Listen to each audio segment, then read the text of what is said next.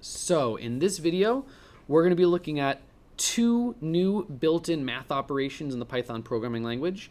We already are aware of, let's get over here, we're already aware of regular division. We've used this before throughout the curriculum. This would just do 17 divided by 5, and it will give us a decimal answer.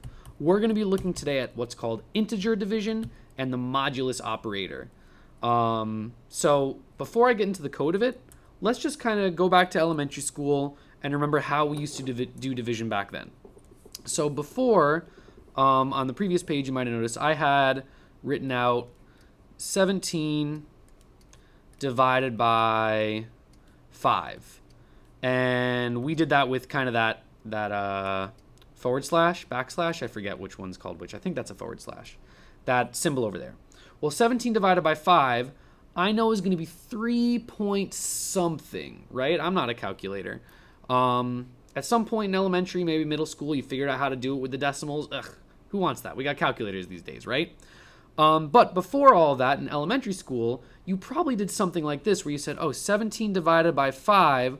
Well, I know that 5 goes 5 and then 10 and then 15 and 20 after that. And well, 20 is too big. 20, if I tried to go 5 4 times to make it to 20, it's too big for 17. But 15 is just right. So, right, 15, or at least it doesn't go over. And when you did division in elementary school, it'd be like, oh, I'm trying to get as close to that number as I can without going over. That's exactly what integer division is. If I do 17 divided by 5, this is just going to say it's going to be 3, and then we used to use a remainder with remainder. Uh-oh, I'm running out of space here. With remainder, maybe I should just put the remainder below it. With the remainder, and if you remember that from elementary school, you just say, well, can I even spell remainder out over here without running into those numbers? With remainder, and because we said, all right, well, 5 gets to 15 after multiplying by 3. 15 to 17, the difference between those two is 2. So this answer using integer division, kind of elementary school division, 17 divided by 5 is going to be 3 with a remainder of 2. That is what our integer division and modulus operator are doing. Let's try one more by hand just to get a little bit more practice. Let's try something like, I don't know, 14 divided by 3 using our old elementary school tactic. Well, I know that 3 goes 3, 6, 9, 12, and then 15, well, 15 is too much, so I guess it's just going to 12. 14 divided by 3 is going to be 4. And when I do 3 times 4, that gets me to 12, so we're going to have a remainder of, in this case, we ended up with a remainder of 2 again, which I'm not super happy about getting the exact same remainder, but whatever.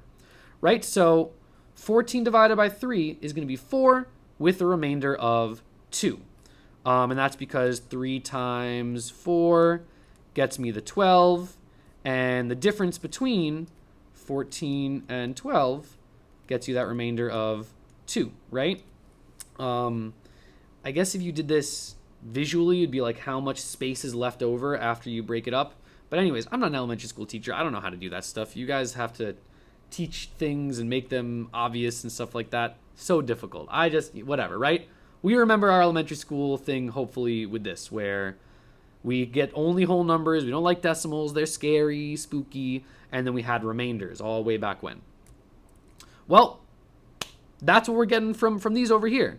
Your regular division symbol just does regular division with decimals. We're grown-ups. We got our, like our pull-ups, not Pampers. What is it? I don't remember the commercial. That's what that one is. The double division sign over here is integer division. It will get you the answers from the division without the remainder. So 17 divided by 5 would give me 3. It just drops the decimal. It says, I don't care about the decimal. I'm just giving you what the integer part is. Even if it was like 3.9, it's still just going to give me 3. And then the last part, the modulus operator, that gets you the remainder. It does the integer division, but then instead of giving you the the result of that division, it gives you whatever the remainder is. And so let's just confirm that. 17 divided by 5, 17 integer divided by 5, and 17 mod 5. And I just printed out the different values that we got for those, a being regular division, x being integer division, and y being modular division. I don't know if modular division is a phrase, using the modulus operator. And when I run it, regular division gave me 3.4. Integer division gave me the whole number, right? 5 can get to 15, and it gets there by multiplying by 3. So 17 divided by 5 gets you 3. And then the modulus operator gets you the remainder after doing that integer division. Let's test it out again with this 14 divided by 3, and hopefully you can see the truncation where it doesn't round, it just gets rid of the decimal. Let's take a look at that. So we'll come back over here, and we tried 14 divided by 3, 14 with integer division of 3, and 14 mod 3. And if we run this now, run this over here, we got 4.6 repeating. So 14 divided by 3 is 4.6 repeating. When you do integer division, notice it does not care. This would round up if you were rounding, but we're not rounding. Integer division just says I'll do division, look at the whole number part, and just cut off whatever is left of the decimal. And then the mod operator, well, it gets the remainder after it, which is what we calculated over here when I did a bad job at being an elementary school teacher. Let's try one more, right? So, I don't know, let's try maybe 50 and 7. Did I do 50 and 7 already? No. 15 and 17 and 5. 50 and 7. And, I mean, you can either just run it, or we can kind of try to calculate it ourselves. I know that 7 makes 49 eventually. 7 times 7 makes 49. So this should give me 50 divided by 7 should be 7 point something, probably point like a high number because it's 1 away. 7 point a low number probably, right? Yeah, because it's just past 7 times 7. 50 divided by 7, integer, well, it'll just be 7 because 7 goes up to 49 and it takes 7 times to get there. Great.